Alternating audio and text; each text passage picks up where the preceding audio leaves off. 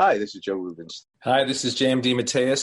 Hi, this is John Beatty. Hi, this is Tom Brevoort. This is Mike Perkins. This is Ron Garney, and you're listening to the Captain America Comic Book Fans Podcast.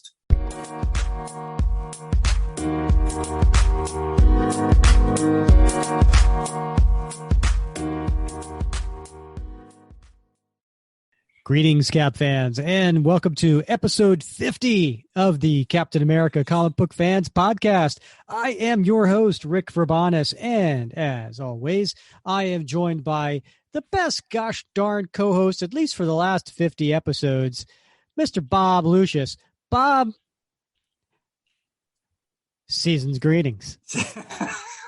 50, Rick. I can't believe, I'm super excited about this. I am way more excited about the podcast turning 50 than I was when I turned 50. I can assure you of that, my friend. I feel the same way. Yeah. As someone who actually is 50. I am 50 as we're recording this, at least for a little while longer. Okay. But yeah, I hear you. Man, turning 50 as a podcast. I got to tell you, Bob, when I was thinking, just the thought popped into my head. It was just the podcast was just a gleam in your eye. It was. Back in fall of 2020. Woo!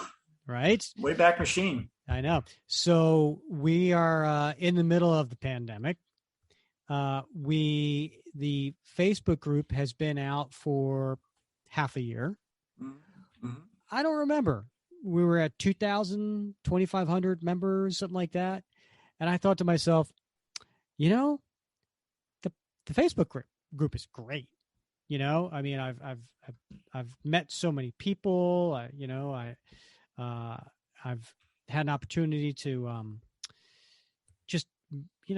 share with a lot of other comic book Captain America comic book fans, and it's just been great. But how do I take this to the next level? Mm-hmm. And so I was like, maybe a podcast, right? But I don't know anything about podcasts. I don't know anything about what it takes. I don't know, the platforms you need, the hardware you need. How do you get it started? I didn't know any of that. But I had a dream, Bob. You had a dream, folks. I did, and I was like, I think I can make this work. And I know myself. I get a bug in my head. It's going to happen. Like I'm going to make it happen. But one of the things that I needed to do, and I knew I couldn't do this alone. I needed a partner. And Bob, you were the first person I thought of. I thought for a second you were going to say the fifth. It started with an F. I knew it was either going to be first or fifth. So yeah, I remember you asking me, wanted to talk, and I said, podcasts. I mean, what's that? I don't even listen to podcasts. And what is the pod exactly that we're casting from? Like, I had no idea. It's just wacky stuff. And I thought to myself, well, shoot, I got a lot going on, but who doesn't want to be involved in something like this? To have the opportunity to sit down and talk about something you love with somebody who loves it just as much, and then share that love with listeners who love it as well. So it's a great opportunity, and I thank you for the opportunity to be part of it. Well, of course. Now, I'm just curious. Do you recall when I said, "Hey, Bob," and I sent you a little PM via Facebook Messenger, and it's like, "Hey, Bob, I'd like to talk to you. Can we do a video call?" Do you recall your thoughts? You're like, "Oh no, no, the admin wants to talk to me." Oh, here we go. I'm going to be buying some protein powders and some makeup I don't need, but I can't say no, so I probably would have bought it anyway. So. No, scratch that. Edit that out. I don't want anybody calling me with their Amway or whatever pitches. So yeah. It's been great. It's hard to believe that now. It hasn't been 50 weeks, but we've put out in the course of 9 months. We've put out 50 episodes. That's amazing. That is amazing. And I just have to show up every week, somewhat informed, and laugh along. Could throw a couple of color commentary comments in there, and maybe a joke or two. But Rick, he's got the heavy burden that he carries, editing and prepping these shows for upload and marketing. So if you love this show, folks, and I think you do, because you wouldn't be listening if you didn't, and you owe Rick a debt of gratitude for your entertainment value. Well, it's a labor of love. I've said that from the beginning. It certainly it is labor, but it is labor of love, and I'm really enjoying doing it. And man, we've grown the listenership in the last couple months. We've grown the amount of supporters, the patrons. We thank you. That allows us to keep going and to put out a new podcast every Wednesday, every new comic book day. And so we're grateful for that. In fact, Bob, I'm feeling pretty generous. You are. We have these awesome coins. What would Cap do? Got mine right here, Rick. Got a little plastic case. I carry it around in my pocket every day. Yeah, well, I do too. And it's a very cool coin. One side it says "What would Cap do?" The other side has the famous shield on it, and then on both sides has a ring of characteristics that we all strive towards, right? And so, if you're a patron of the show, we after 3 months. We mail this coin to you, right? So, but I'm feeling generous, Bob. I'm thinking it's episode 50. It's an anniversary episode. I want to give away, get this, Bob, not one, not two. I want to give away 3 coins. Wow. Right? Now, 3 different people. 3 different people I want to send a coin to. Now, what do we have to do? Go to Apple Podcasts, leave us a 5-star review. And if we get 10, let me back this up. When we get 10 more reviews from this date forward, right? If we get 10 more reviews, 3 of those 10 people are going to get this coin. That's a good deal. That's a good ratio, right? That's a good ratio. You have a very good shot. Yeah. You have a 1 in 3 shot of getting a coin if you go and put a 5-star review on Apple Podcasts for us. Yeah. And what's it take? It takes 2-3 minutes to do one of those, right, Rick? And this coin, I'm telling you, this coin is amazing. It's amazing. I carried it around in my pocket. I tell you, I was someplace today, trying to get a tire fix.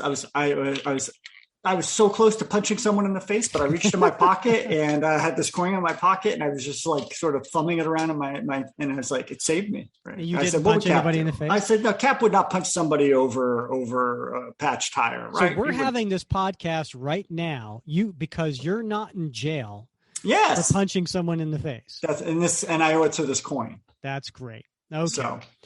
All right. So 50. We turned 50. That is pretty sweet. And we've got so much more planned for the next 50. We got so much cool stuff going on. You know what? I'll wait to at the end of this episode. We'll talk about the next 2 episodes because I'm pretty excited about the next 2 episodes. We'll save that for the end. So, Bob, listen. I started off the show, as we know, every episode. I have a different hello for you. You do. And this time, what did I say this time? You said season's greetings. Why did I say season's greetings, Bob? Well, I think it comes down to, we're talking issue 50, Rick, and there's a lot of, there's some good stories. There's some great stories in this issue, but right off the bat, there's a holiday themed story. It is. And let's back up. We're not talking about issue 50. We're talking about volume 3. Issue 50. Fair enough. Right? Fair enough. Now, volume 3, issue 50, just for those who are playing at home, has a cover date of February 2002. So this came out, almost 20 years ago, right? But it has a cover date of February 2002, but it hit the stands in December of 2001, right? So in that, they came out in December 2001. Bob's right. The very first story is called Silent Night, Silent Morning, and it is a story that takes place on Christmas Eve and Christmas Day.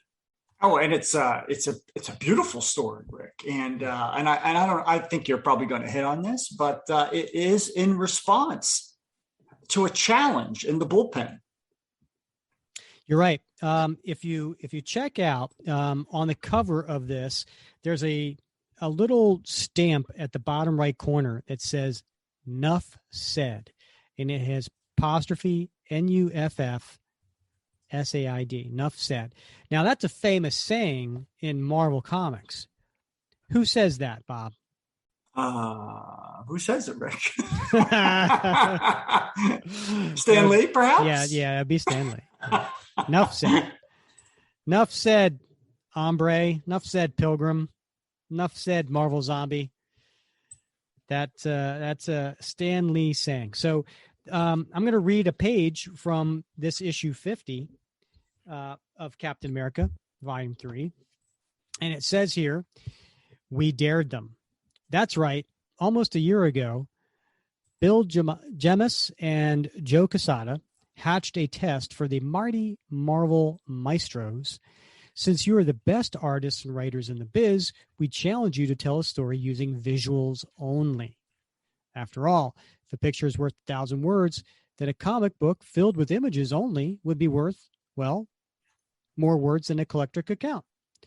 And if you think creating a story with no words is half the work, think again, true believer. The writer has to craft a story using no dialogue or caption boxes to communicate information, and pencilers have to make sure their storytelling is so clear that text isn't needed to explain what's going on. So yeah, Bob, this first story is dialogue-less. Nice. Yeah, it is lacking in the dialogue, or dialogueless. Yes. It's not to say that there's not some writing, right? Because they have some various times in here that it is, they have writing. But yeah, there is no dialogue and there are no caption boxes. So anyway, this particular issue of Captain America, Volume 3, number 50, I'm going to talk a little bit about it, right? Because this is the last issue of Volume 3. Now, how did Volume 3 start? Well, it was the hero's return, right? So Mark Waid, Ron Garney kicked off Volume 3 in the late 90s, mid to late 90s. And it was mostly Mark Waid for a while. Ron Garney left after a handful of issues. And do you remember the artist that came on board? No. So it was Andy Kubert became on as the artist. And then Dan Jurgens took over as writer. And then Dan Jurgens took over as artist. So he was the writer and the artist for many, many issues. And so, it's so funny. It's like Mark Waid and Ron Garney started it, but Dan Jurgens really took over and made it his own as far as Volume 3 was concerned. So I'm looking at the cover to Captain America 50, and it is by Gene Ha, H-A. And I got to tell you, I don't think Gene Ha gets enough credit. He was Alex Ross before Alex Ross, I think, really came about. Gene Ha was he's always had a kind of a realistic style about him. And really I appreciate his work. So he did the cover to issue 50. Now he went on when Volume 4 comes out and it's Marvel Knights. I know he did a bunch of covers for that as well. He did, yeah. Yeah. But this is a really nice visual of classic uniform of Captain America, and with some different backgrounds and a little red, white, and blue action going on. So it's a really cool Captain America. Now, it has underneath issue 50 a little legacy number of 518. Now, here's the thing, Bob. That 518 apparently is incorrect. You don't say. I do. So if you go to marvel.fandom.com and you look up this issue on there, it has a little thing in the notes, and it says the cover of this issue is erroneously dual numbered 518. If this was to indicate the original numbering of Captain America Volume 1, the number should have been 517. Huh. When the whole numbering returns in 2009 with 600, it will be based on this issue being 517. Well, that's interesting. I wonder who messed up the count and why. What is the conspiracy? I don't know. What did you drop? I dropped my coin. Son of a nutcracker, man. Popped right out of my plastic case too. I was just bragging about my plastic case. I was twiddling with it in my fingers because that's what you do with a coin. What would Cap do, Bob? What would Cap do? Cap would bend over and pick it up. That's what he'd do. He wouldn't leave it on the floor. All right. So anyway, that's the cover. Interesting. Of issue 50. It is a cool cover. And I love Gene Ha, and I love the juxtaposition between what looks to be Pearl Harbor on the left and sort of an Independence Day celebration in New York City on the right. It's cool. It's a great cover. It is. It really is. So the first, so what is in issue 50? So issue 50 is an anniversary issue. It does not continue a story left over from issue 49. It is a self-contained issue, which we thought was the perfect issue to do episode 50 because it's self-contained, right? So there are several stories in here, and we'll get to as many as we can. Just depends on how long we go here. This first story is called Silent Night, Silent Morning. And the story and pencils are by Dan Jurgens. So I got to say, for this whole Nuff Said challenge, I don't know if Dan's got a little advantage over the rest of the people, because he knows in his mind when he wrote this story what the visual should look like, right? Without the dialogue, without the captions. So he got a little bit of an advantage, I think. But Bob Layton, who is longtime collaborator of Dan Jurgens, he's the inker. Todd Klein does the letters, Avalon Studios the colors, and then Andrew Liss is the editor and Joe Quesada editor-in-chief. So we start off this story, and we have a character who we don't know, and we find out later that his name is Lloyd Grunnell. And he is he looks like a middle-aged, right? He's in his business attire. He's got a tie on, but not the jacket. And he's rubbing his head, and he's holding his glasses. And you could see there's a newspaper heading that says, Lenco announces year-end layoffs. This is the Daily Bugle. Bob, do you see the second little article there, what the headline says? I do. The Daily Bugle reports here that apparently the absorbing man has escaped. Who's the absorbing man? He's a man who absorbs, Rick. Yeah, this is not the quicker picker upper, Bob. Do you not know who the absorbing man is? I don't know his name, Rick. Crusher Creel. Crusher Creel. Okay. Interesting. Yeah. I would have said Crusher Creel, but I thought that was a different guy. Well, you thought wrong. Yeah. You're I know he's bald, but it's not, it's not the Ajax man or Mr. Clean. No, it's not Mr. Clean. Oh, I love Mr. Clean. Yeah. Yeah. And because he's not a quicker picker upper. He's the absorbing man. All right. So, which is a weird name, by the way. Which one? I mean, it's just technically. I just said a million names. I mean, absorbing man. It's just technically, it just seems off. Almost like the character was created in the 60s. Almost. Good point. Enough said. Yes. Oh, there you go. Nicely played. So Lloyd's he picks up a picture frame from his desk because he's in his business office, and it appears to be late night, but it's not. And I'll tell you why later. And he looks, and there's his wife and his 2 kids who are young, and he picks up the picture and he puts it in a box with the rest of his stuff. Next page, he's walking away with his box. Bob, have you ever been in that situation? I have, Rick. It sucks, right? I have, yes. More than one occasion. I have walked out of the office with my box of things. Yes, I've had that happen once or twice. It is a bad experience. So for all of you out there who have been through it, we raise a glass to you. Yes, cheers. So as he's walking out, this woman comes up to him to it looks like give her condolences, and he's like, okay, I appreciate it, and but the rest of his coworkers are having a holiday party around a Christmas tree, right. And they're like, he looks at him and he just walks out. And he walks outside and it's snowing. Now the reason I say it looks like night because it does. It's dark outside, but Bob, what time does that clock say? You know, I can't tell, but it looks like it's about 3:00 in the afternoon, Rick. Yeah. It's not 3:00 in the morning. I mean, no. Yeah. Good point. Yeah. Yeah. So it's 3:00 in the afternoon.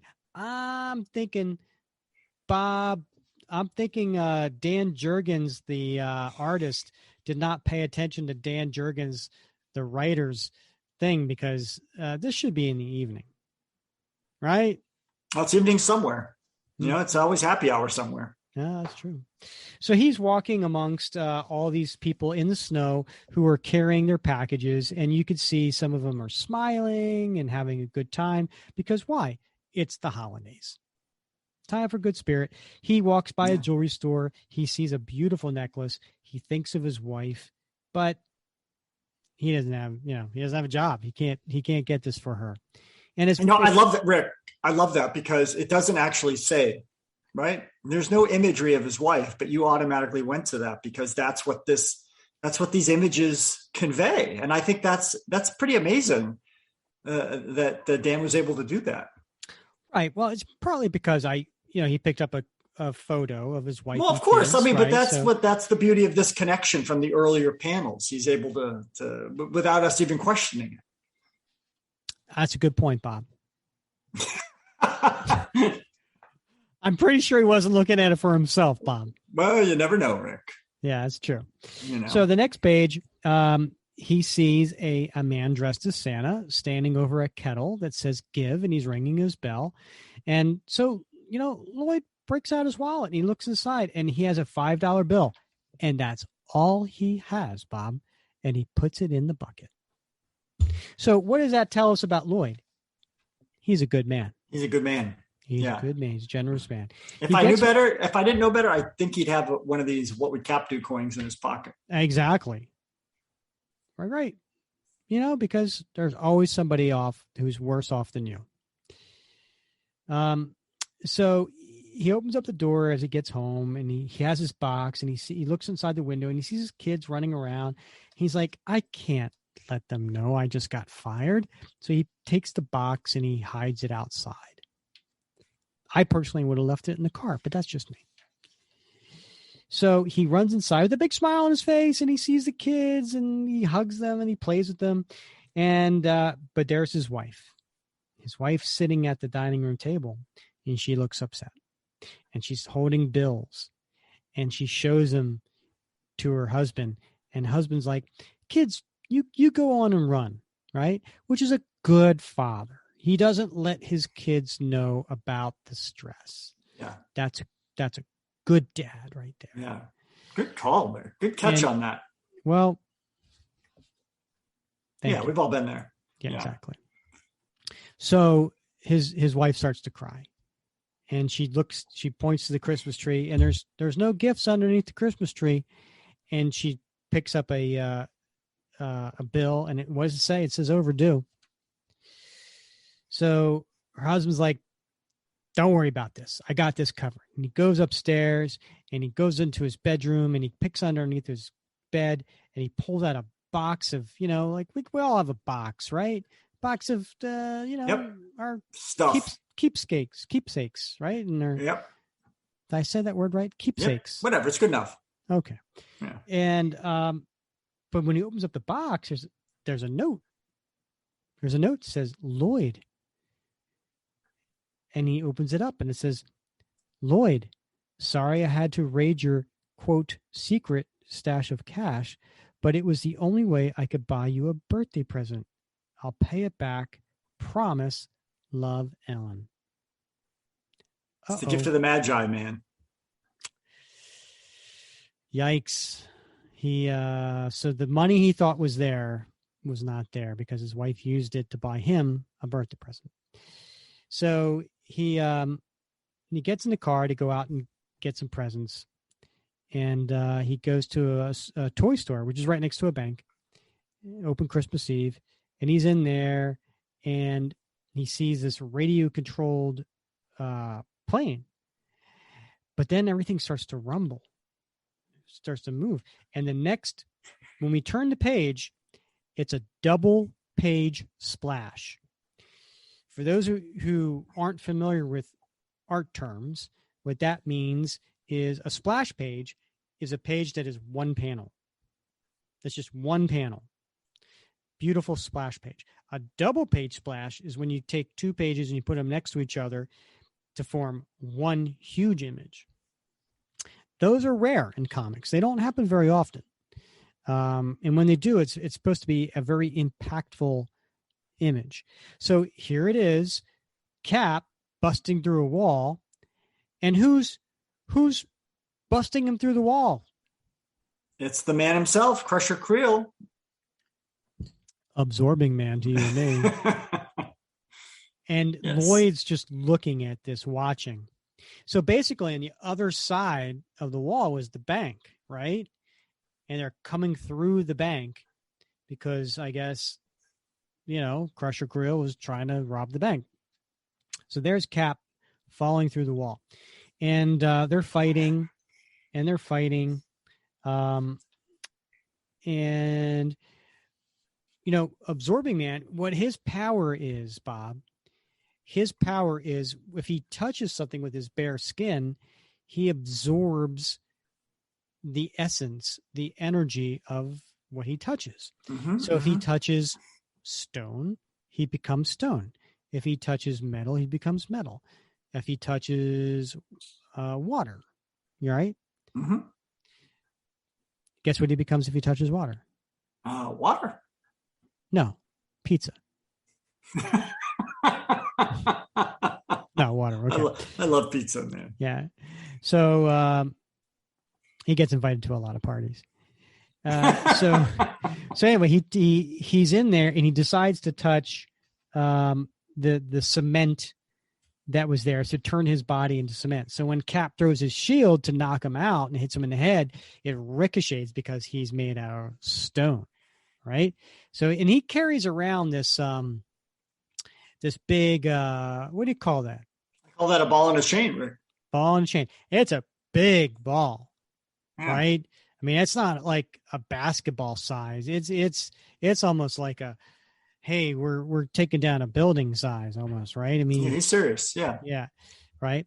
So he carries around this ball and chain. He nails Cap and they're fighting. And by the way, Lloyd, who's there, he's trying to stay out of trouble, but the camera crew is there because they've been following the fight. And so that's on TV and Lloyd's family at home is watching all this. So Cap and Absorbing Man are fighting. And he hits Cap down and Cap's kind of falling and he's at a disadvantage. But Lloyd sees that remote control plane that he was looking at before for one of his kids, and he decides to use the remote control plane and fly it into Absorbing Man's head, which is made out of plastic, which then all of a sudden turned him into plastic. So Cap came up and nailed him, right? But as he was falling back, Absorbing Man grabs one of the steel girders. He turns to steel, and he's fighting, and he punches back Cap. Now, there's electrical wires that are hanging from the destruction. Cap gets the wire, and he hits Absorbing Man. And just then, and of course the family's watching this on TV, right? Mm-hmm. Just then, Lloyd decides to get a bag of cotton balls and toss them at the Absorbing Man. What happens if Lloyd touches cotton and then gets the electric volt?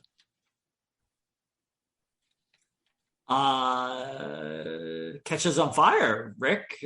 Cotton's, I don't think, non-conducting, but in any case, I don't know, man.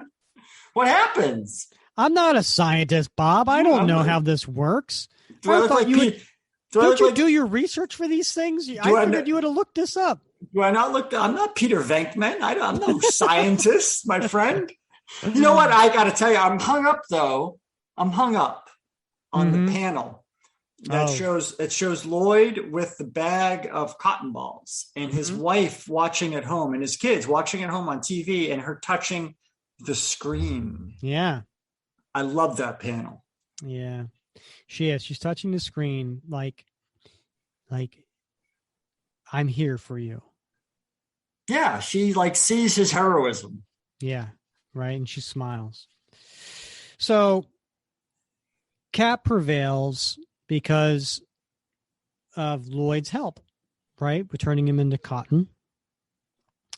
And so the people coming to take Crusher Creel away have this, some sort of gizmo on him to reduce his powers, right? Some sort of thing. And as he's walking up, he shows Cap a picture of his wife.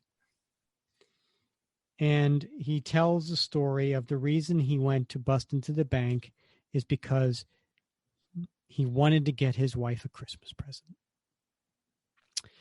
So Lloyd, that touched Lloyd because he understands. He wanted to get his wife a Christmas present. But then out of nowhere, a car pulls up and there's a guy in a pinstriped suit, right? Right. And very much a lawyer-looking kind of guy. And he comes up and he hands, with a smile, Lloyd a check. And the check says $20,000 reward made out to Lloyd Grunnell. So I guess they knew who he was from watching the TV show. Yeah. And I guess this was from the bank, right? The bank that was getting robbed felt like, hey, we're going to do something nice here for you because you helped out. So Lloyd talks to Cap and the two of them go running off. Now, it's the next day. What's the next day, Bob? It's Christmas morn, my friend. Exactly. It's Christmas morn. And Lloyd and his wife, they come walking out and the kids see all these presents under the Christmas tree. And the wife, she's aghast. And the wife, she gets that necklace that Lloyd was checking out in the window, right? Yeah, it's the one. Yeah. And then, you know what? You know who else gets a present, Bob? The same exact necklace, Rick. Yes. It is Crusher Creel's wife. And she's opening up a present and she sees the necklace and the tag says, Mary, I ran into a little trouble last night, but I'll be home soon. Love, Crusher. And you see her smile and she's taking the necklace. And who's leaving the window watching this? The most famous elf of all. Captain America. Indeed. Yep. So Cap went and got her that necklace, left it underneath her tree, and I'm pretty sure Cap wrote that note. I think that's a good bet. That's a good, I mean, come on. That's a nice story. That's a great story. It's a great, not only is it a great season's greetings story, Rick, as you pointed out in the intro to the podcast, but it's just a great story overall. Mm-hmm. And it's a magnificent use. It's a magnificent use of visuals to tell a story without really dialogue. Yeah. It can't be done. So I got to take you back to I apologize, everybody. We're going to go into one of my tangents. Here we go, folks. So, Bob, I would love to hear. I would love to hear personally. I'm just putting this out there to our listeners who are on our Facebook page, who respond, because I post every week our podcast. You do in the Facebook group, and sometimes, many times, we get the listeners who post underneath their comments. They're like, hey, listen to this, and they give their feedback. Guys, I need your feedback. I need to hear yay or nay on my tangents. If I go off on these tangents, you set me straight. Say, Rick, stick to the Captain America comic books. That's why we're here. Or say, Rick, hey, love to hear these personal stories or these tangents or whatever you go off on. Let me know. Anyway, so here's a tangent. So back when I was in college, I was a communication major, and back in my youth, when I was in high school, way back. Shut up, Bob. I really wanted to write and direct movies. That was what I wanted to do. Mm-hmm. Okay, and I took communication classes in high school. I was in TV production. I did a lot of writing and editing and camera work and stuff on screen. And it was a lot of fun. And when I went to college, I was a communication major, and I emphasized in radio, TV, film, and I took TV classes and film classes and things like that. Now, didn't work out for me. I decided not to pursue that. I fell in love. I instead wanted to be with my girlfriend, who became my wife, and didn't want to move to California. You know, like, it was a different world back then. You know, like you couldn't like pick up your phone and create something. It was, right. You know. So anyway, I was in a film class, and one of the assignments was you needed to create a film without any dialogue. Okay. All you could have was a soundtrack. The only sound you could, well, no, I don't even know if that was the case. No, matter of fact, it wasn't the case. It was, you couldn't talk on screen was the only caveat. So, you know, me and these four other guys I was assigned with created this film, and it was a silent film, and it was kind of quirky. It was a bad take on the fairy godmother. All right. It was a fairy godfather, and it was about this kid who was in college, who didn't have any money, and he needed money. So he decided to trick the tooth fairy by putting fake teeth under his pillow. And the tooth fairy didn't like that. And the tooth fairy chased him and tracked him down to get his money back. And it was a fun story. It was a fun story. Now but the lesson learned was when everybody was showing their final product to the professor, at that time, the professor decided to show the same when he got the assignment when he was in college. So this is years later, what he did. And at that point, he showed how smart he was, and smarter than everybody else, was he had someone call in and leave like a voice message, and they used that to help tell the story, like on phone recordings. Like someone came and like hit the message, And what he was trying to teach us was, look, there's a lot of ways to tell a story, and use these different ways to tell a story. So I bring that back to what Dan Jurgens did, and Dan Jurgens, he used the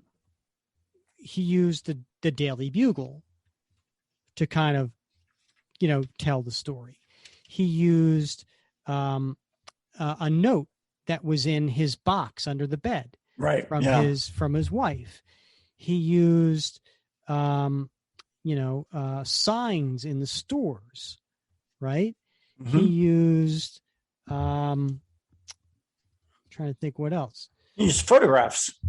Yeah, he used his photographs to tell stories, right? He or the check, that was written out. Right. Or the note that was written to Crusher Crill's wife, right? These are ways that he could tell the story, but kind of, was it cheating? No, I don't think so. He was just being creative, and that shows the sign of a good creator. Right. And what have we learned from today's lesson, Rick? I think I don't know, Bob. I think what we've learned is, like, remember when we I don't know if I'm going ahead. I don't know if I'm going in the past or I'm going in the future. But in our interview with Steve Englehart. Oh, that's the future, Bob. All right, you just blew it. But go ahead. Go ahead. I'm going to talk about the future, man. And Steve talked about his relationship with Sal, right? And how he could write anything, and Sal would know how to render it visually. Mm-hmm. And that's the difference between, somebody who's got it, right? Who is a professional and who understands the medium, that they can tell a story visually.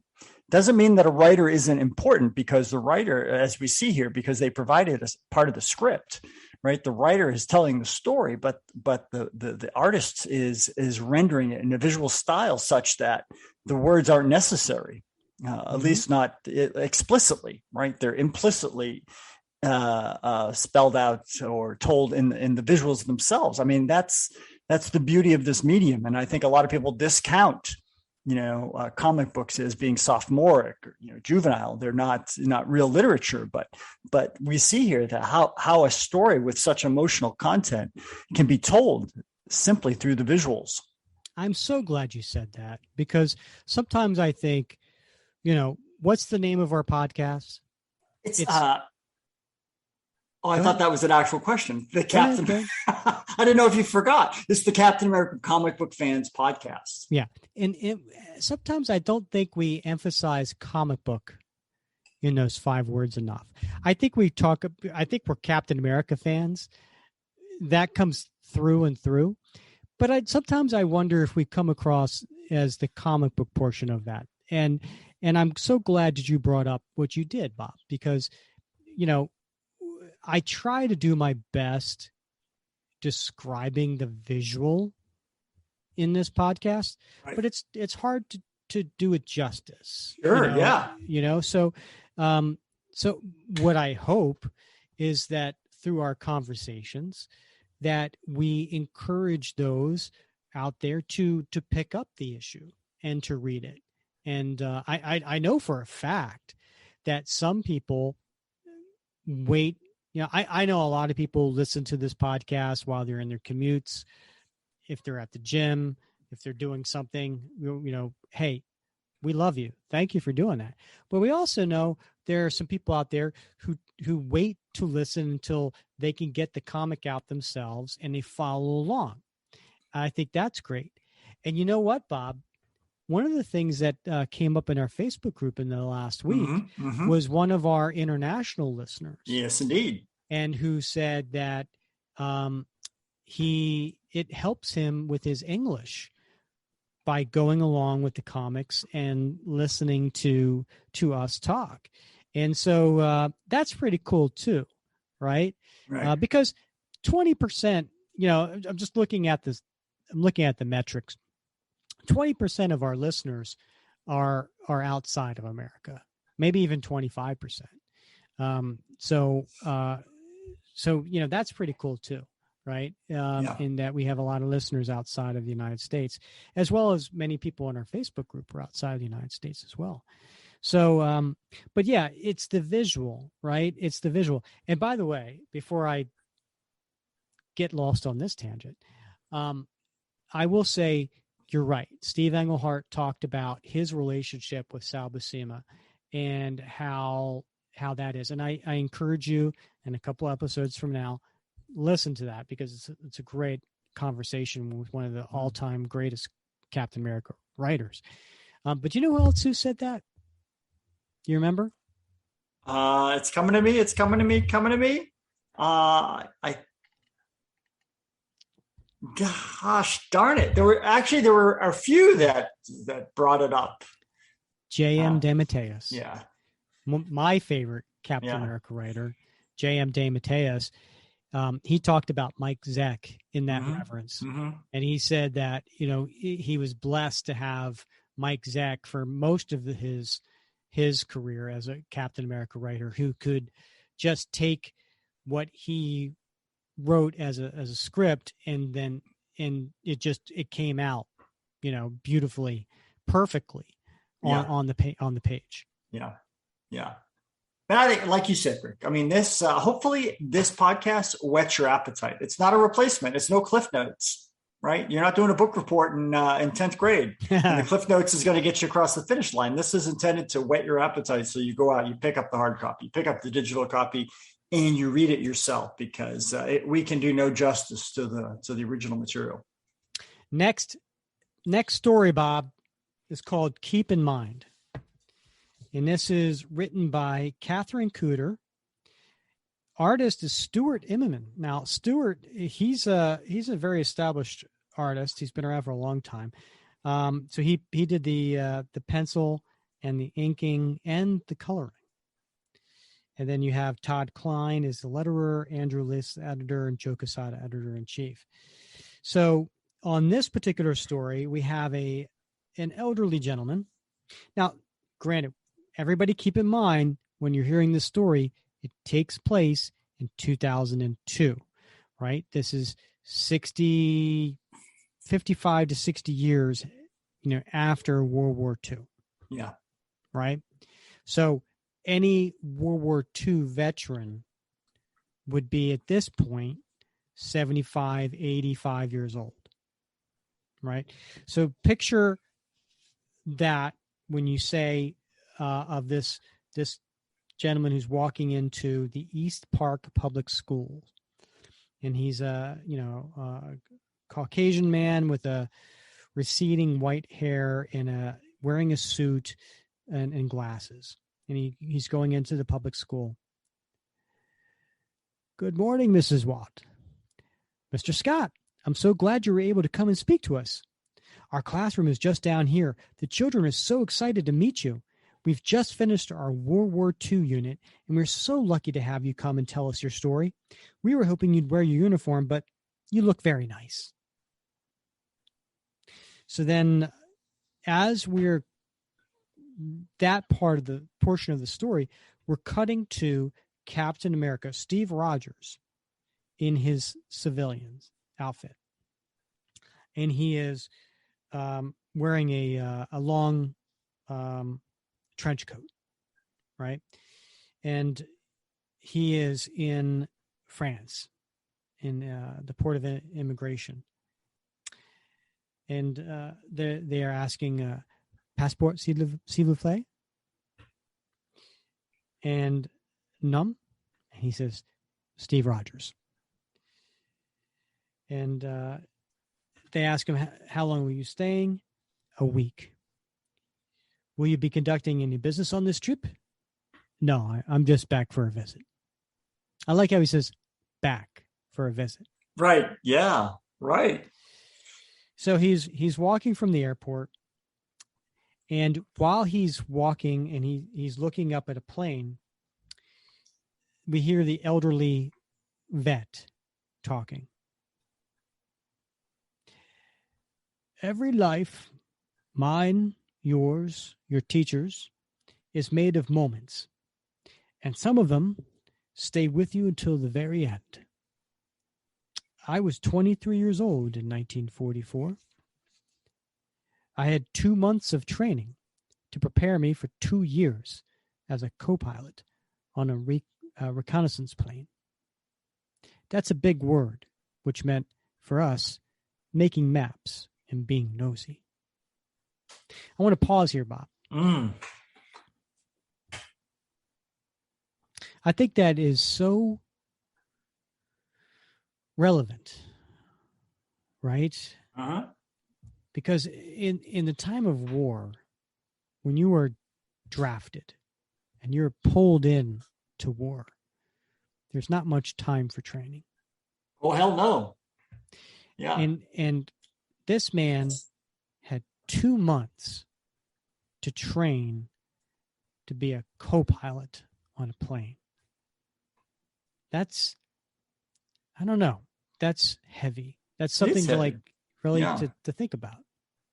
Yeah, in a wartime situation, I was a peacetime. I spent, as you know, I spent a lot of time in the Marines. But even though we were at war, we were all volunteers. These were folks that, there were lots of folks like Steve Rogers who volunteered. But in reality, a lot of folks were simply told to report for duty, and they got a couple months of training, and then they shipped out. Yeah, and they did it. It was valuable work. It may be safer than being on the ground. Certainly safer than a fighter plane. Some gunners had to be washed out of their turrets with a fire hose.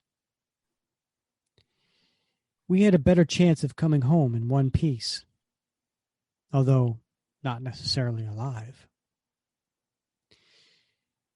We were all there, so far from home, heroes and villains alike. And sometimes when I looked up, it was hard to believe this was happening in a place that beautiful. And we ached for a chance to change history. And we hoped that we'd live to tell our children about it. On the morning of October 9th, on a routine mapping mission along the coast of France, our plane was blasted out of the air by enemy fire. Now, during this talk that he's giving to the children in the classroom, Steve Rogers is going back to... It looks like Normandy, right? Yes. Yeah. So to revisit some places of World War II where he was.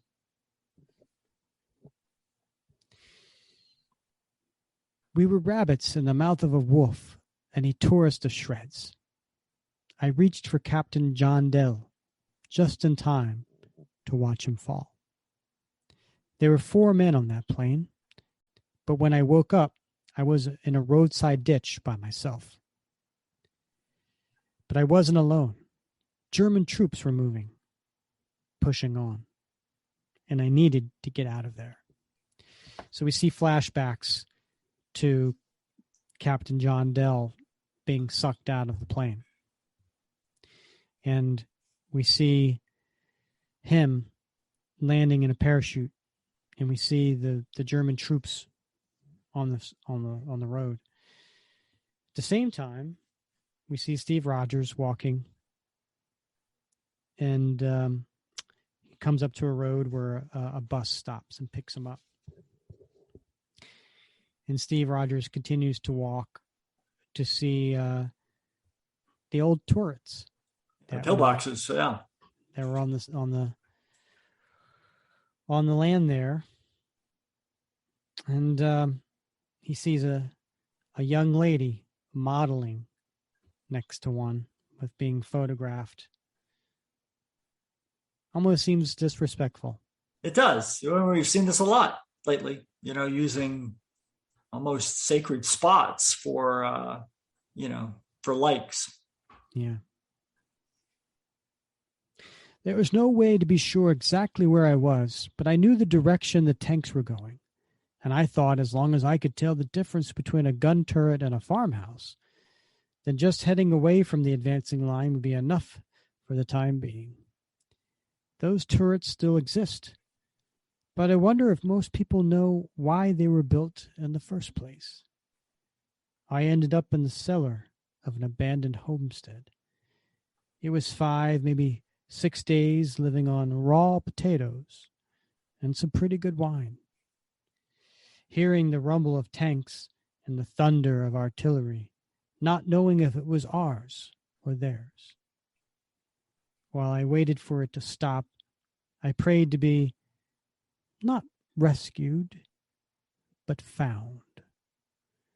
There was no shortage of brave men with enough guts to hang around looking for one kid. Guts or insanity. It was hard to tell sometimes.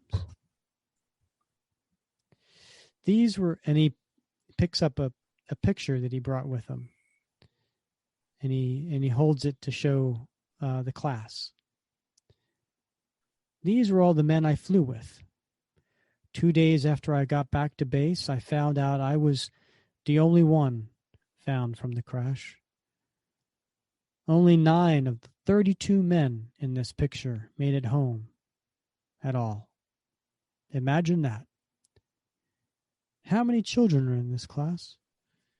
The teacher says 31. Now that's heavy, right? Yeah. I mean, there's 32 pictured in this, of who he was with, and there's 31 kids in this class, but only 9, made it home. That's got to hit hard with the kids, right? Right. You're considering that those 32 were probably only a few years older, 5 years older at most than probably the kids in that very class that he's speaking to. And then he shows a newspaper, and there's Cap standing with a bunch of soldiers. I cut this out of the paper the day I went home. To me, it will always show the very best of what we can be. These were people fighting for what they knew to be right. And you didn't have to shake every one of their hands to feel their presence. All over the world, there are places we can visit to remember what happened, to imagine what happened. Sometimes it's surprising how people react. The anger or sadness or confusion we show can catch us off guard. So here's Steve visiting a cemetery. And there's a woman in a business suit holding a cell phone. Hello? Stupid thing. Hello?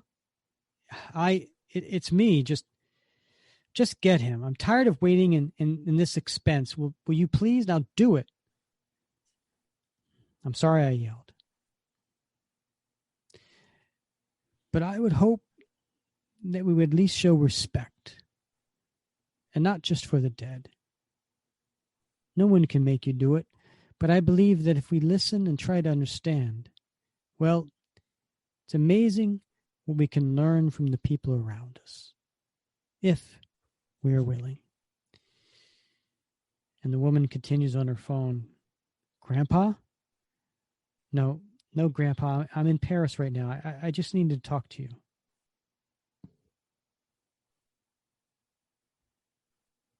So it's almost as if being in the cemetery made the woman want to call her grandfather. Yeah, do that check-in, right? Yeah. I've learned that it takes courage to live in peace as well as fight for it. You've all been so quiet.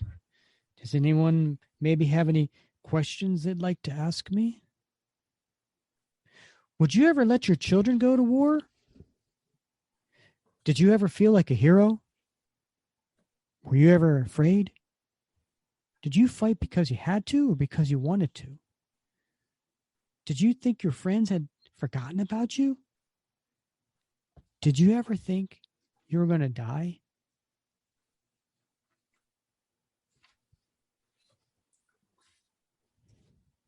Wow, that's amazing.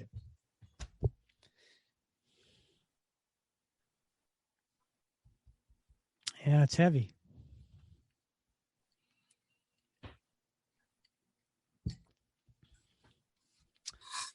So,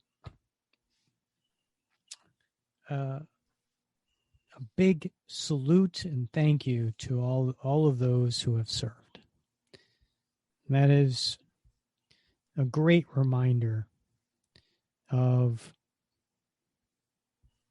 how, some individuals are forced into a situation like that, and some volunteer. And, there's heroes all around us, Bob. There are, Rick. There are indeed. Yeah. Yeah. I love that last,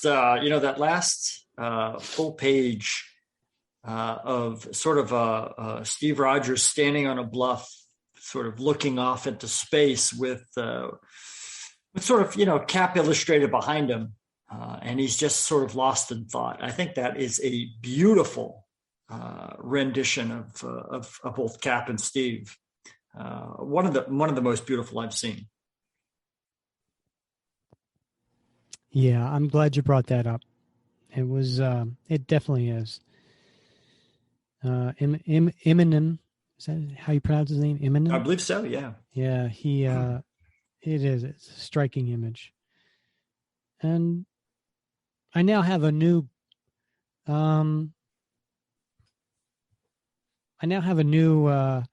desire to get a page from this story.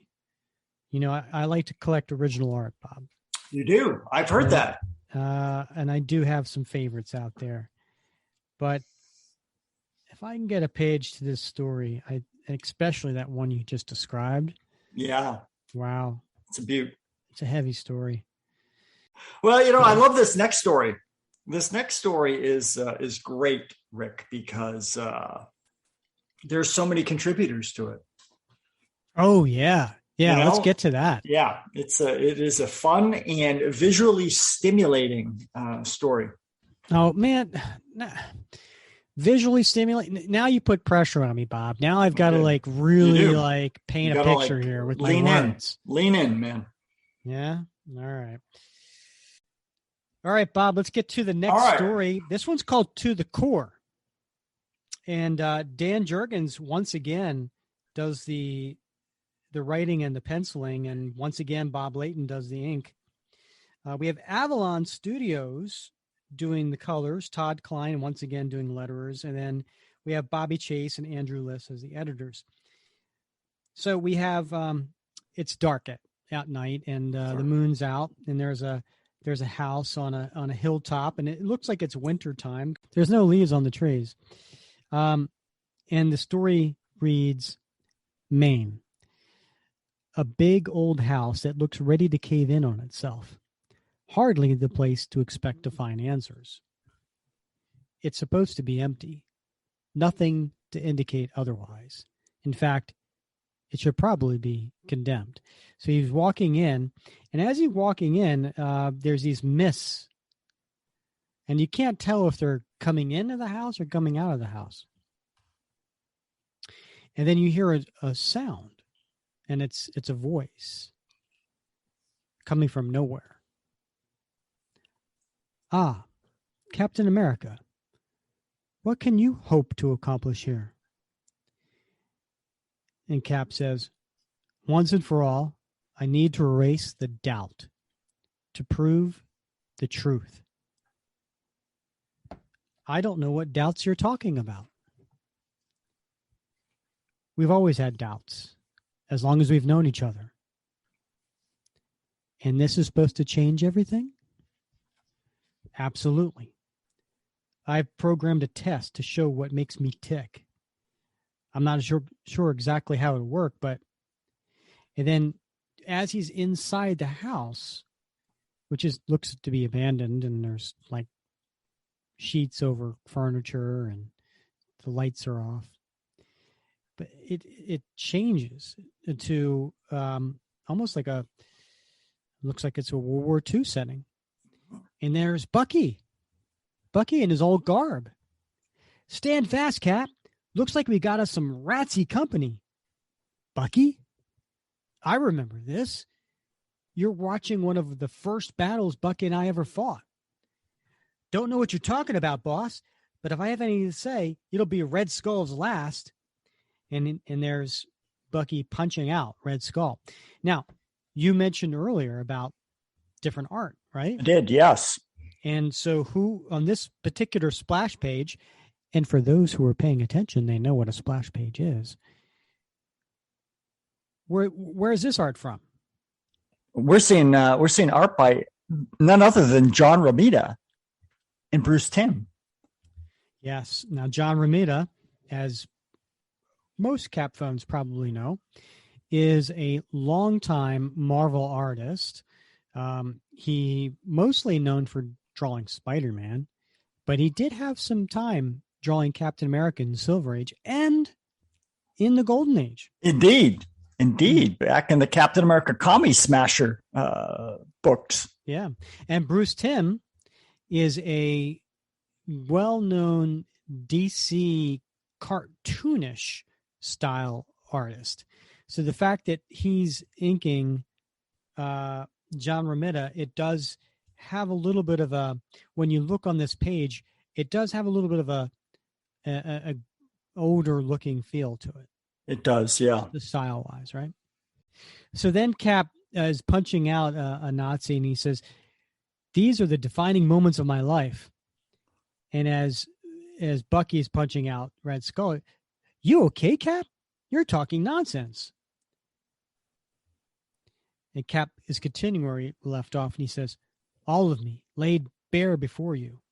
And just then, disappearing, and everything changes. And as another scene change, not Europe anymore, New York. Another memory come to life. And Cap says, "You." And then we get to the next page, and it's a big splash page once again. And it's Captain America fighting the Super Adaptoid right after I was rescued by the Avengers, and he's punching with his shield the Super Adaptoid, and he's knocking over, it looks like a chimney. And who's the art here by? This is Ron Frenz again with Bruce Timm. Yeah. So now Ron Frenz, he's a classic Marvel artist, and he sticks to that 70s style. Mm-hmm. Right? He really does. And he was an artist in the 80s and the 90s, and but he definitely has that 70s style. And of course, as you mentioned, Bruce Timm is doing the inking. So that changes, and then he's on a rooftop, and then who's flying at him but the Dragon Man. Now, Dragon Man, if you might recall, was the one of the antagonists in the early John Byrne, Roger Stern issues. He was a pawn of the Machine Smith.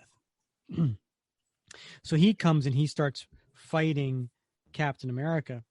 But we get to another splash page, and it's the Falcon trying to catch Cap, who's been pushed over by Dragon Man, falling to his death. And he's not the Falcon of the red and white uniform with the wings. He's the original Falcon with the orange and green outfit holding a grappling hook. And he's like, "Hang on, partner. I've got you." And Steve says, "Sam?" And the art is Rick Veitch and Tom Palmer. Yeah. And I would say when I'm looking at this style, I think Rick and Tom went for a Gene Colan style look. I agree 100%. Yeah. Very, very 70s. So then and by the way, each time we come back to Dan Jurgens, right? So Dan Jurgens is now back, and Sam's dropping Steve off onto the roof. And he says, "Who else would pull your fat out of the fire if not your old pal, the Falcon? I know what I'm dealing with. The program is drawing me through my life, bringing you to the most important pieces of the puzzle. Each of us is the sum of our experience and the people we've known. But I see what's coming before you do. I know how you define yourself, and I know how that sometimes can change on a moment's notice. So there's Cap while he's on this roof, and he's coming up to poor old Roscoe. Roscoe, for those who don't recall, was when Cap became nomad, somebody by the name of Roscoe was like, well, there can't be, we still have to have a Captain America. So he was in uniform, but this is the scene where Red Skull had killed him. Now, the next page is a big splash page again, and it's Steve in his nomad uniform fighting Cobra. Looks like Viper there and Eel. And who do you think that last one was? It was getting kicked away. I don't know who that is, Rick. I don't know. It's somebody from the Serpent Squad. Yeah. And we hear the voice in the background again, which is, you turned your back on Captain America to become nomad. By doing so, some might say you turned away from the most important thing in your life. And the art here is by Sal Buscema. That's right. So we're back to Dan Jurgens. No, times were different. Dark days for me and the entire nation. I learned from that and discovered who I truly am. You went back to who Captain America really was. What about Steve Rogers? I'm not sure there's a difference. It's not like there's two of me. There's just me. Powerful as the symbol is, it's a uniform. Beneath it, I'm still the same man.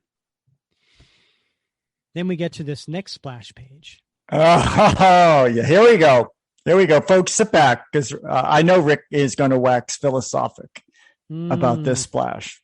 So we have Captain America, a bus shot of Captain America, and he's looking pensive. And in the background is all of his former lovers, right? And we have Cap with Peggy Carter. Then we have Cap with Bernie Rosenthal. We have Cap with Rachel Diamondback. Then we have Cap with Connie Ferrari. Then we have Steve standing with Sharon Carter. So we have Peggy, Bernie, Rachel, Connie, and Sharon. So Cap, as he's saying all this, says, I fall into the same emotional entanglements, the same traps of life, love, and loss that others do. If each of them offered lessons to who I am and what I should be, well, it's a lesson learned. And who's the art by? Oh, Rick, it's by Mike Zeck and Al Gordon. That's right. Now, I will say this does not look like traditional Mike Zeck. I mean, I think in the layouts it does, especially the curvature of the women and the cut of the jaw. But I think Al Gordon's inks make it look slightly different. I would love to have seen this page by John Beatty inking him. Yeah. But this, I believe this is the last time Mike Zeck ever did an interior for Captain America. Interesting. I love you didn't mention it, but Cap has his right hand on his heart as he's imagining these women that he's had relationships with. I think it's a really powerful composition. Yeah, it's nicely done. So then Steve says, don't you understand? These experiences, these visions, they're the real me. No well-intentioned lies, only the complete and unvarnished truth. Do you feel better now? I can't believe you made me watch this, Steve. And at this point, we see Sharon Carter. in her SHIELD uniform coming out. And Cap says, Sharon.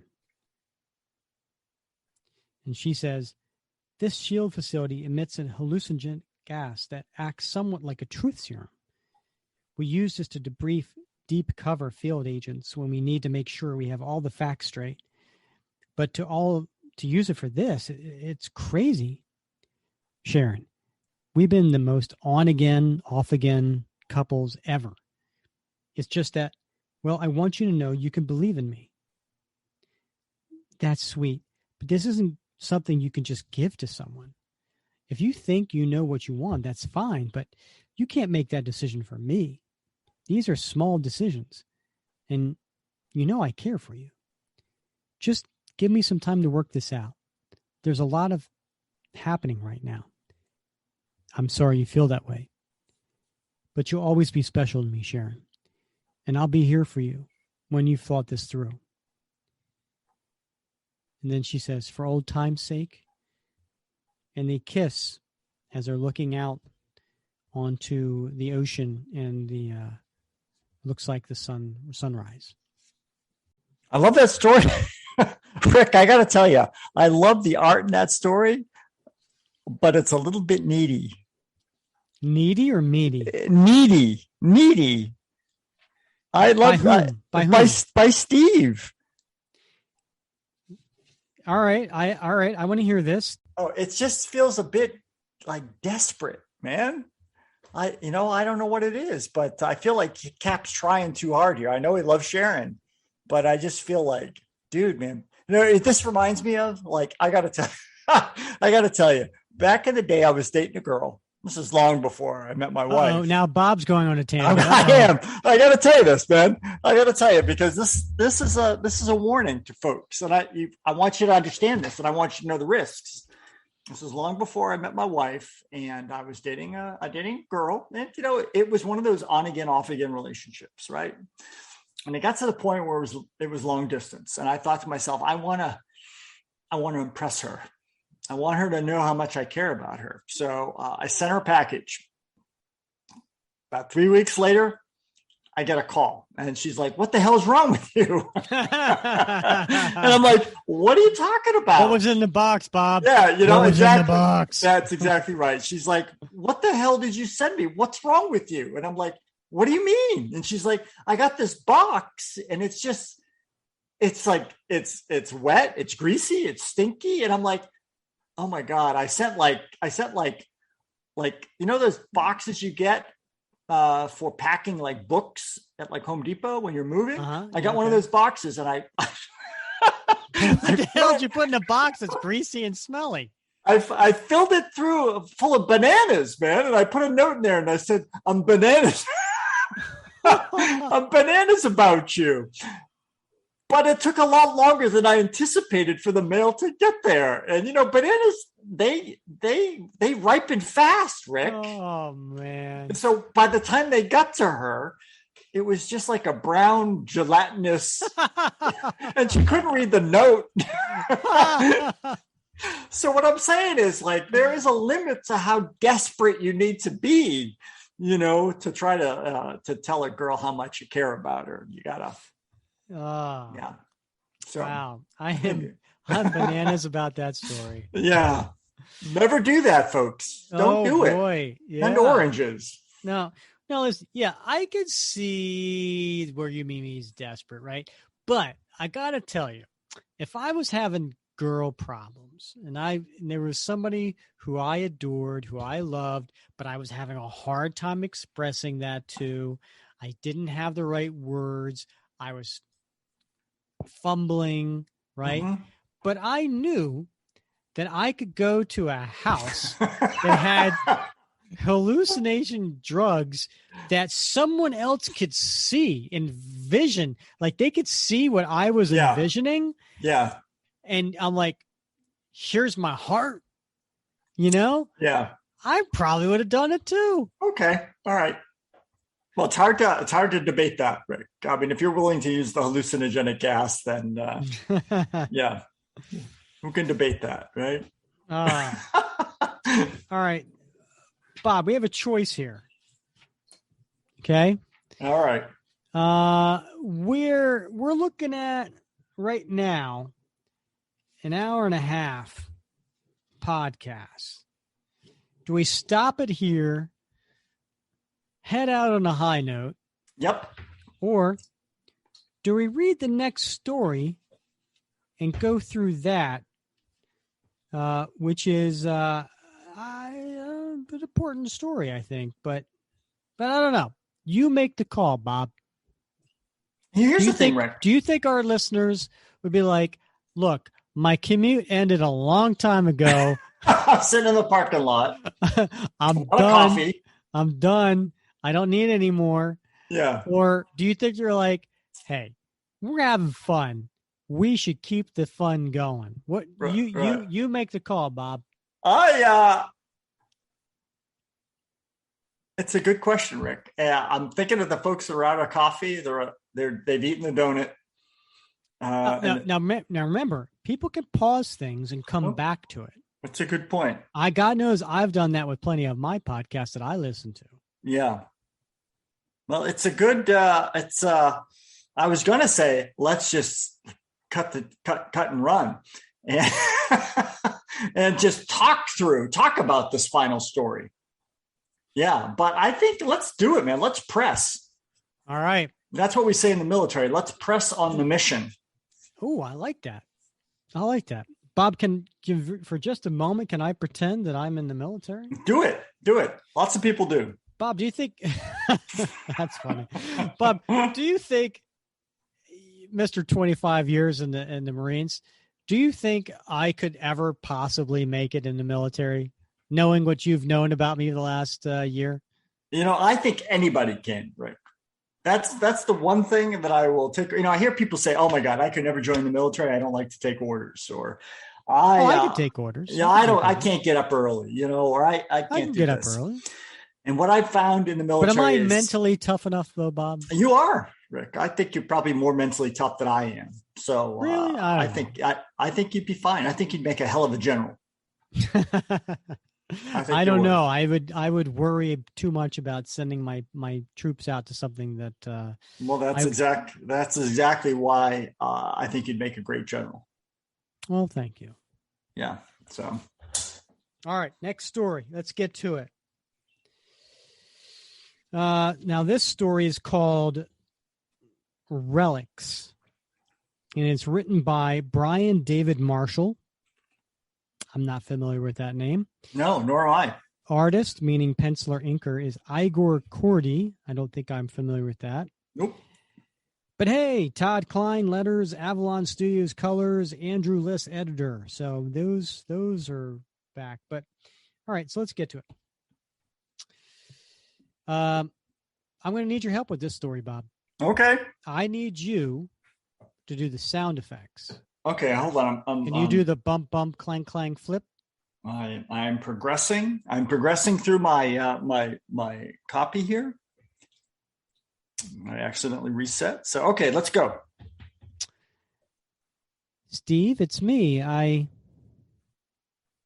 Oh, hold on. I'm sorry. This is the part where you do the sound. All right, I skipped ahead to relics. Okay, here we go. All right. All right, I'm going to start over. Okay. Steve, it's me. Bump, bump, clang, clang, Oh my God. You suck at this. Well, I'm just reading it as it's just went bump, bump, clang, clang, flip. No, it's bump, bump, clang, clang, whoop. Okay. Well, right? Because okay. you got it. You here's what you're thinking, right? It's Captain America's shield, right? Okay, and right. He's throwing the shield, and it's hitting something, going bump, and then it's ricocheting, clang, clang, and the whip is when he catches it back into his hand. Got it. All right. You're right. Okay. All right. Okay.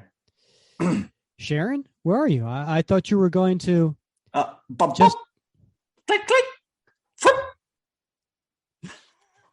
Just let me talk for a minute, okay, Steve? I thought we worked everything out. I thought you were going to let me talk. Clink, clink, flip. Sorry. Steve, I'm so happy you decided to be with me, but it doesn't, then why do you let me finish? I was going to say that it doesn't work. It doesn't work that way anymore. You don't get to make the decision by yourself.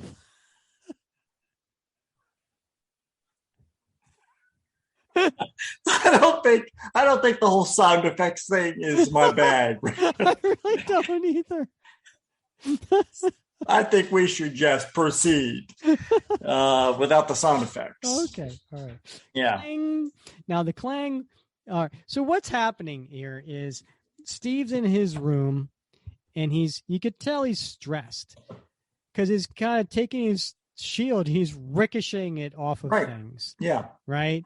Which is what sometimes a nervous person does. They may take a tennis ball and bounce it off a wall. Or you flip your challenge coin, your what would Cap do challenge coin, you sort of drop it on the floor. Drop it on the floor. You're thumbing it and you drop it on the floor. Right. But I do like this part where you see the Cap's shield ricochets off of a Iron Man helmet. And it's autographed. And the Iron Man helmet says, "To Cap, I don't know which head is harder, yours or this one, from Iron Man." So I like that. Clever. So Sharon says, "I'm still reeling from all the crap we've been through. I need some time, Steve. Time to make my own decisions about me, about us. Is there still going to be us?" "Oh, Steve, I just need some time. I don't think you'll be disappointed. Whatever you need. I might not understand it, but I'll respect it. Just don't take too long, okay?" "I know, Steve, sweetie. When we hang up, get some sleep. Don't stay up watching TV, okay? You know I hardly watch that stuff. Why even mention it? I don't know. Just try to sleep. I'll talk to you in a couple of days." So Cap turns on the TV, opposite of exactly what he said he wasn't going to do. And it's it looks like a skit from Saturday Night Live. Yeah. So he must be up late on Saturday night. And the skit is like these characters that are dressed up as like Wolverine, Ghost Rider, Punisher, which now, Bob, let's take us back. 2002, early 2002. We're shortly just after the 90s. Right. Right. And so what was big in the 90s? Punisher, Ghost Rider, Wolverine, all the anti-heroes. Exactly. Yeah. Right.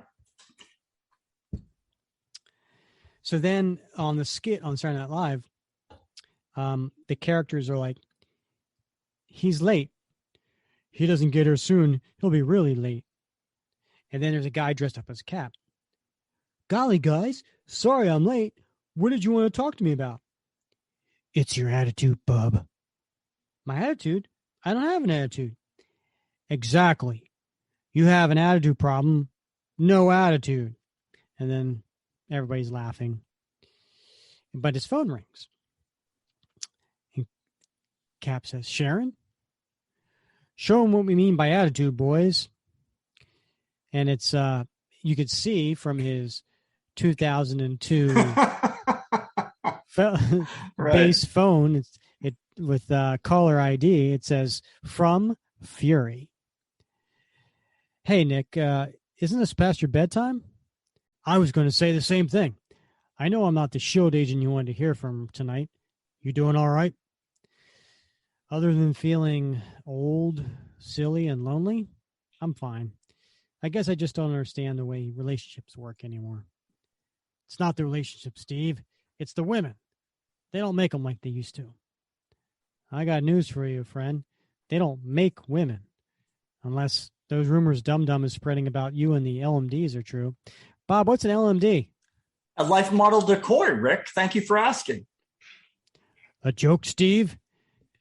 They finally defrosted your sense of humor after all these years?" "I may not get this TV show, but you're not watching that garbage. I knew we should have put the kibosh on that. Hey, I might not think it's funny, but I wouldn't stand for you interfering with their right to say it." Predictable. Hey, Rick, I just want to, I got to take a moment because there has been a long-standing debate over the last several decades whether Steve Rogers is a dog person or cat person. And these panels make it very, very clear that Steve has a cat. So I think that debate is settled.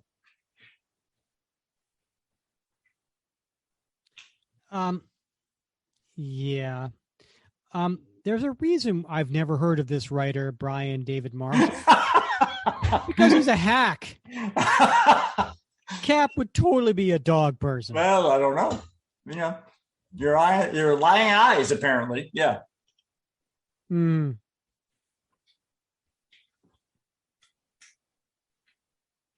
Predictable. Of course I know that. Why in Sam Hill do you think it's even on? You really are so you. Thanks, I think. I'd say the same about you, but I know you've earned the name Fury by being so sensitive. A regular Steve Allen tonight. Listen, that girl, she loves you, Steve. I don't know why she can't just cut to the chase. Just go get some sleep. Thanks, Nick. I will. And then there's some beeping coming from Steve's closet. And he goes into his closet. He starts pulling things out, trying to find the beeping thing. And it's in a case. There's an even older looking phone and recorder. And he plays the message. Hope this finds you, Cap. I don't know if the hotline even works anymore, but I didn't know where else to turn.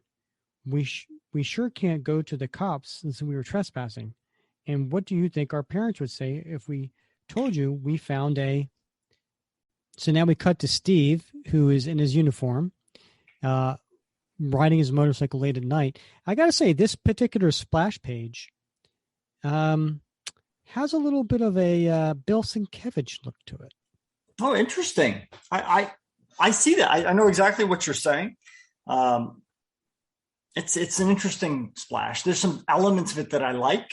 There's some that are a little bit off to me, but I love the girl. And his face seems a little bit weird. Yeah, but that's a Bill Sienkiewicz. That's what I meant. Right. It's a Bill Sienkiewicz face. Yeah, but I love the girl in the car behind, like kind of waving a cap, as he passes by. I think that's kind of a cool little feature. But I like the perspective. I like the perspective. Yeah, the angle of the motorcycle. With you're down basically on ground level, and you're looking up and you're seeing the tire, and I like the lighting of the headlight. There's a lot going on here that I like. There is a lot of detail. So we hear Nick Fury's voice.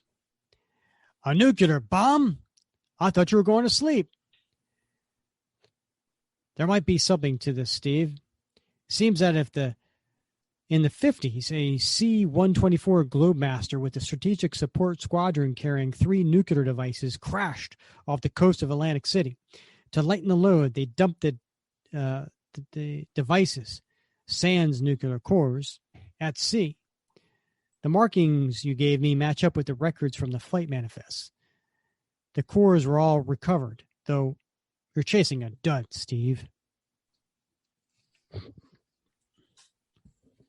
So the next page, we cut to Steve getting to the coordinates, and it's a heavily wooded area and a heavily fenced area. Not a dud, Nick. You said it was just 1 point safe, which is still pretty dangerous. It may not be a nuclear bomb, but it's still a bomb. That's what bomb squads are for. You should get some sleep. I'm not tired. Besides, why put those men at risk when I can just do it myself? Never mind what I said about women before. They don't make them like you anymore. Now, I know that's a compliment. What did you find about this abandoned town? The Army Corps of Engineers cleared out the town of Chauncey, New Jersey for a dam project, eminent domain, etc. Actually cleared a bunch of towns on both sides of the Delaware. Eventually, a bunch of environmentalist yahoos got the whole thing shut down. I guess no one ever got around to giving the land back because it still belongs to the U.S. of A. got yourself a genuine ghost town. Cap, you there? What is it? Hello? Come back here. And he sees somebody running. So he chases after him.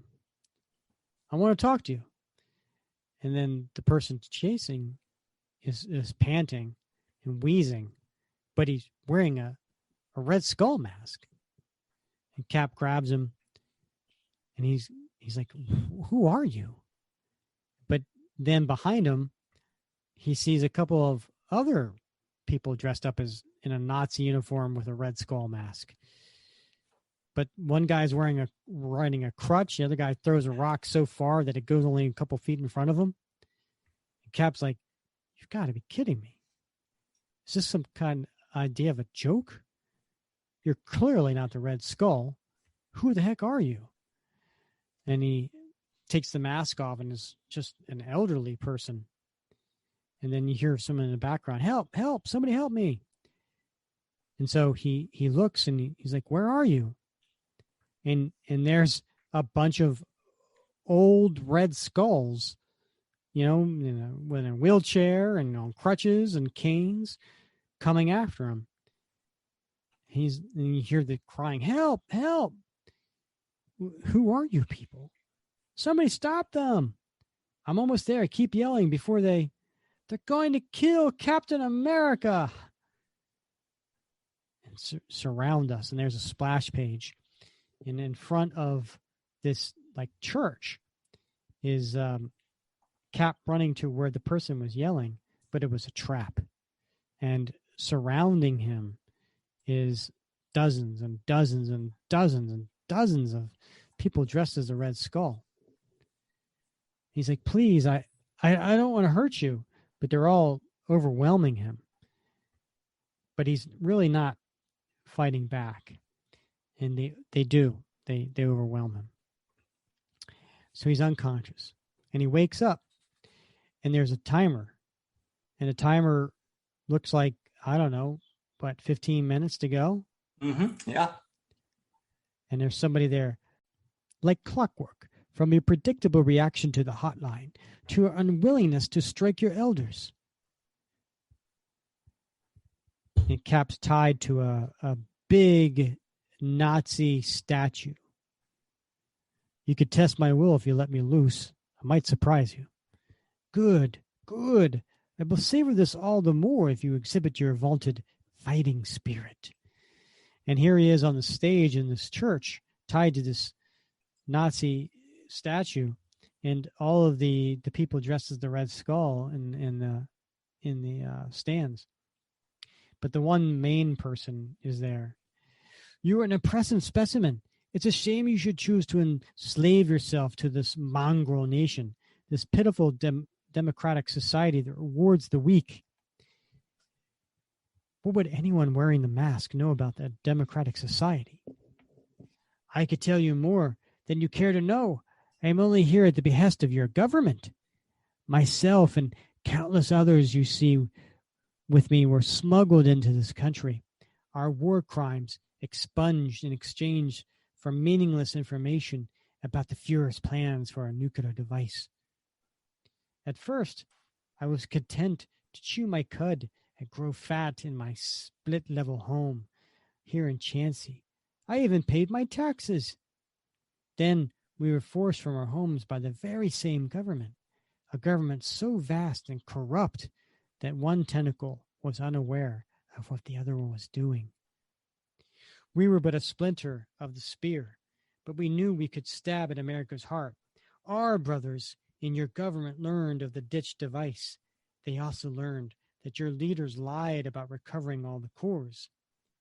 Obtaining the bomb was easy, but the missing core eluded me for many years.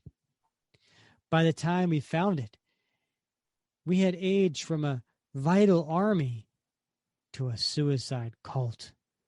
I have lived on hatred for many years waiting for this moment. 15 seconds is just enough time to think about everyone you would have ever loved. To Cap struggling to get out of his chains. You can struggle all you want, Captain America.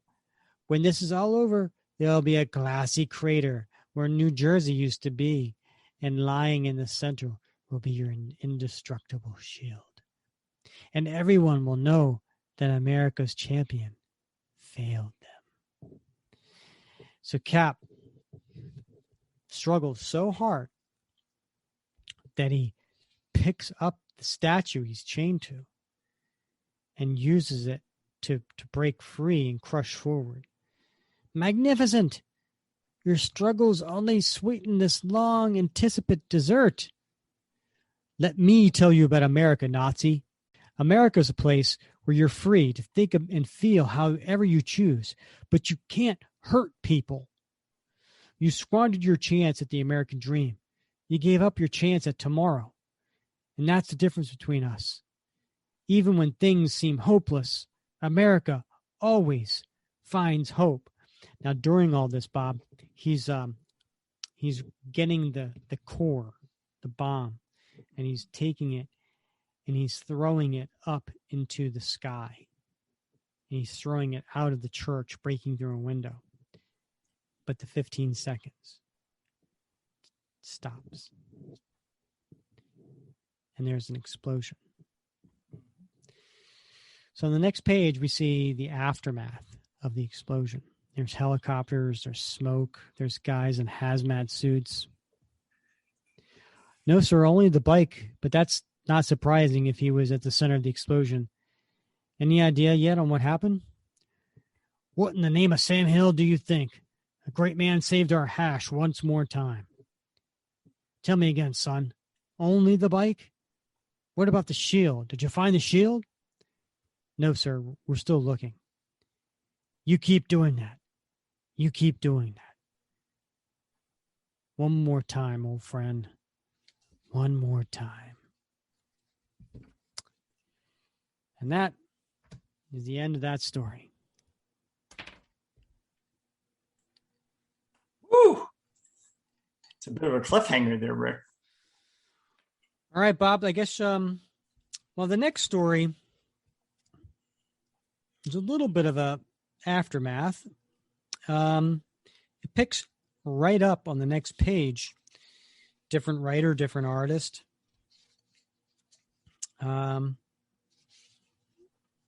This one is, it's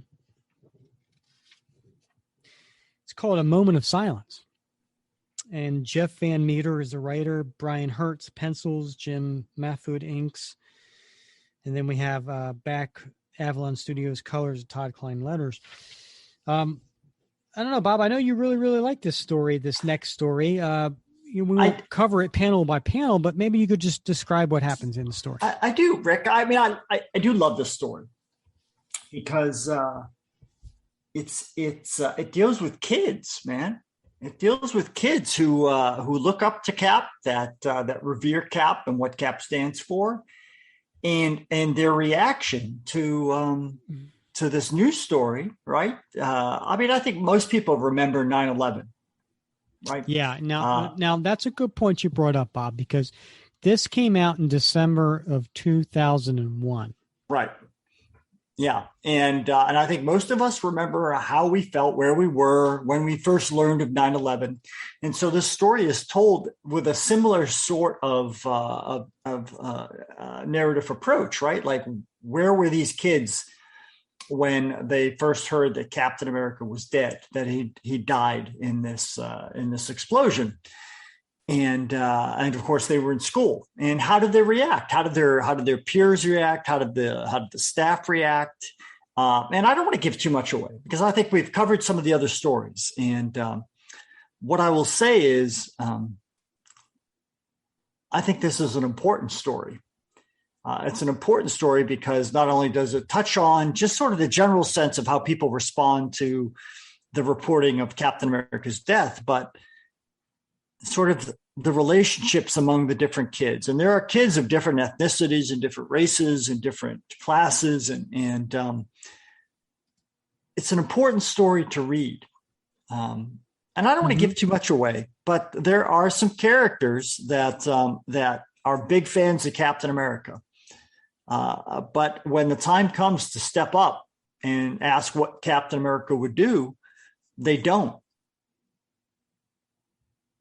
And I think that's a powerful reminder that we always have to be on sort of guard, right? We have to be on guard for our fears and our biases and our concerns, and ask ourselves, what would Cap do in the moment, and try to kind of step up and be that sort of hero in the limited way that we can as regular people, right? In our everyday regular lives. But there's a lot we can do to step up when other people are hurting, when other people are scared, like we talked about at the beginning of the show, when other people are in need.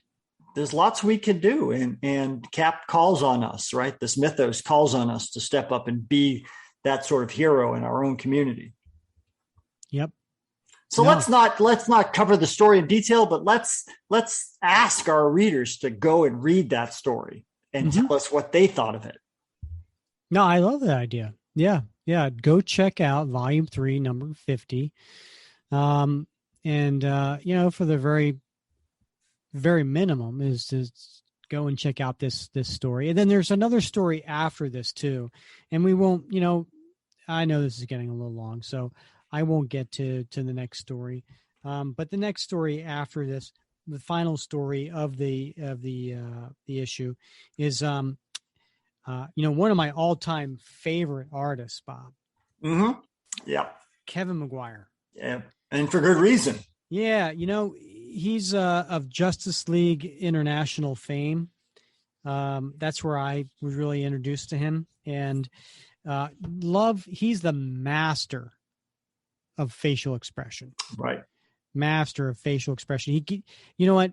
I no offense to anyone else who did any of the Nuff Said stories.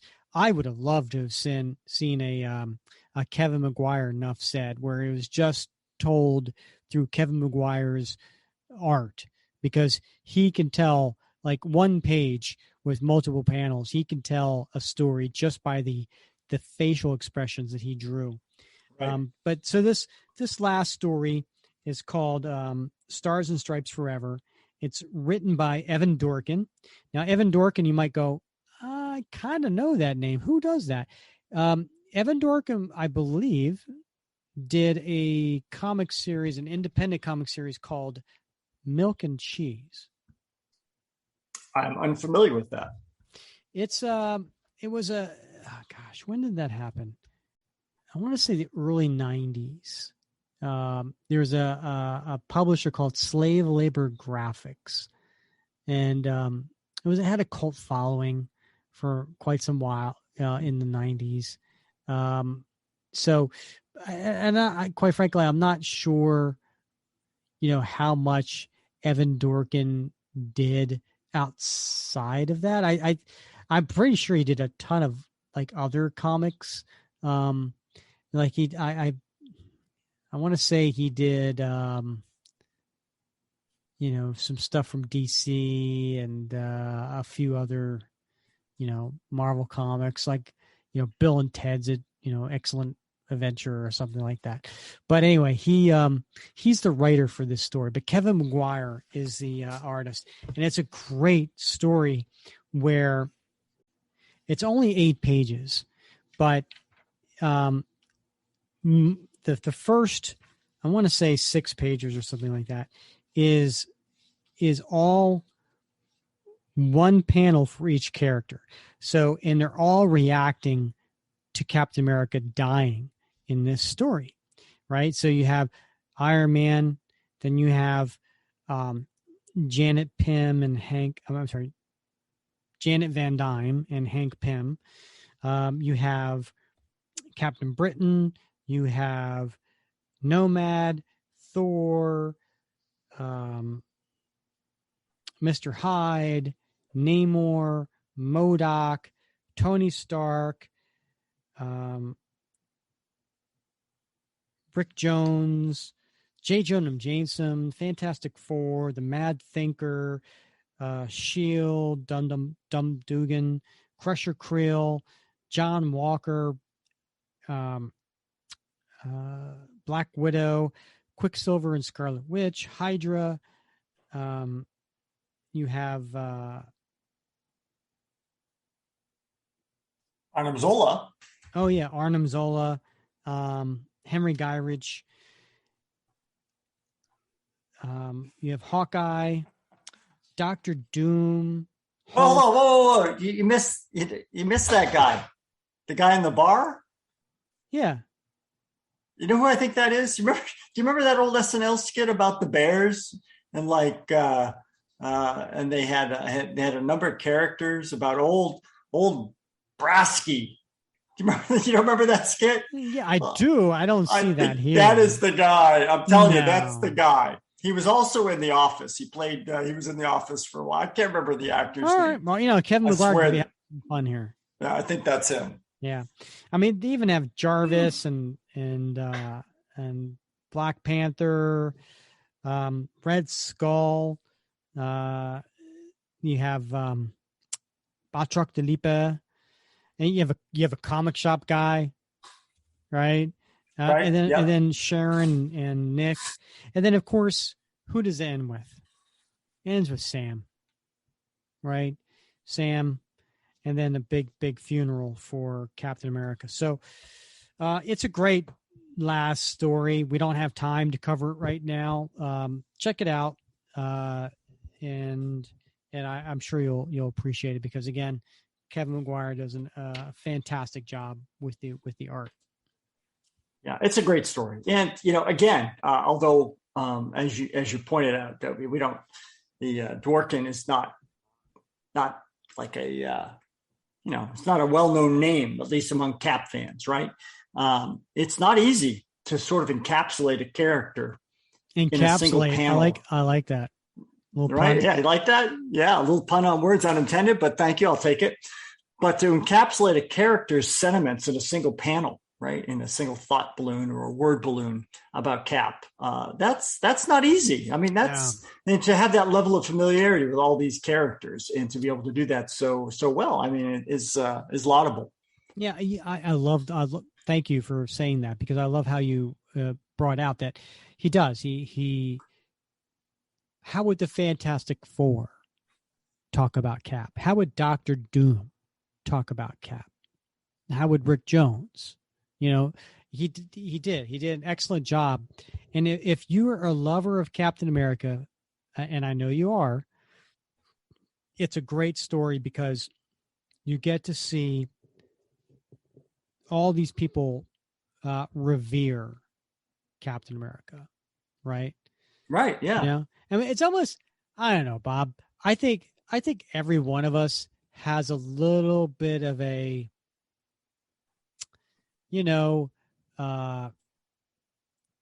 morbid curiosity of attending our own funeral. Like, what would people say about us? Right. If they showed up. Yeah. Yeah, exactly. Right. Yeah. Especially for me. So, what would they say? Right. And so there's a little bit of a morbid curiosity of how each person will react to someone's death. And it's great seeing how the Marvel Universe reacts to Captain America's death. And someone who loves Cap as much as we all do, it's fun. This story is fun, kind of seeing how that is. So, right. Yeah. So, yeah, check that out. Yeah. Oh, Bob. Wow. Woo! I'm spent. Yeah. Right. We've been chatting about this for a couple of hours now. Yeah. So it's been a great time. So I promised that we would talk about at the very end. And listen, if you're still listening, God love you.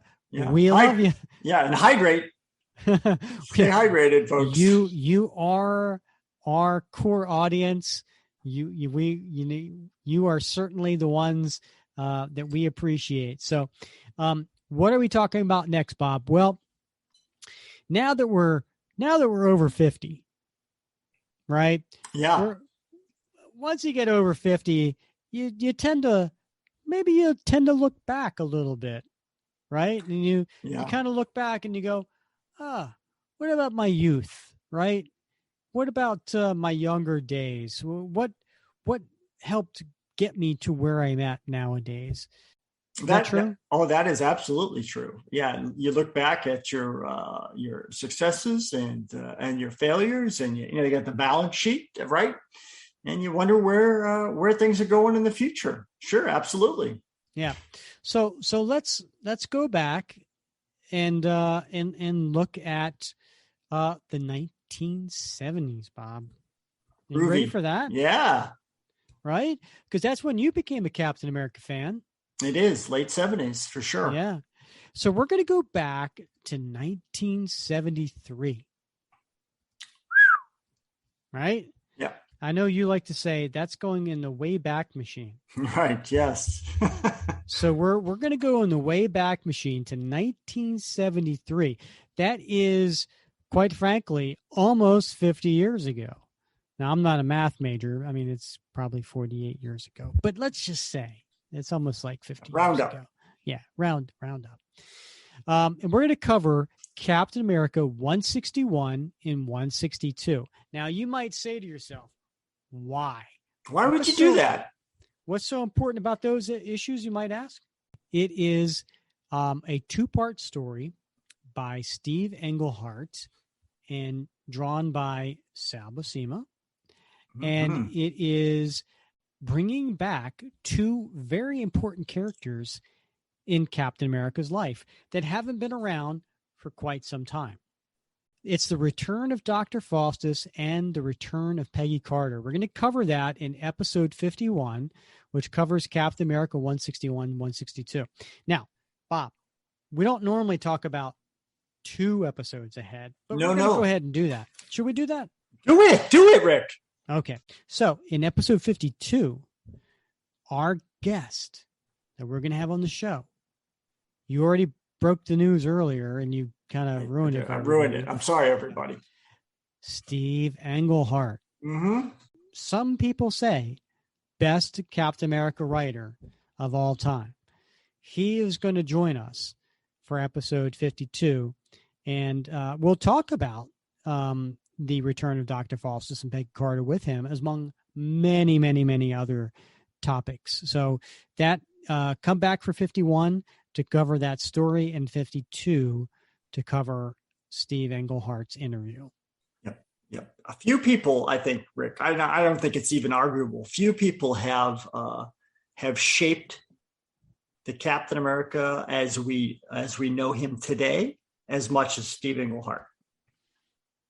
So you don't want to miss this. That's right. I agree. So Bob, I don't know if I've told you this before, but I've really enjoyed wrapping Cap with you. Yeah, it's been a long wrap, but well worth it, my friend. Well worth it. All right. For everybody listening, he's Bob Lucius. I'm Rick Verbanis, and you've been listening to the Captain America Comic Book Fans Podcast.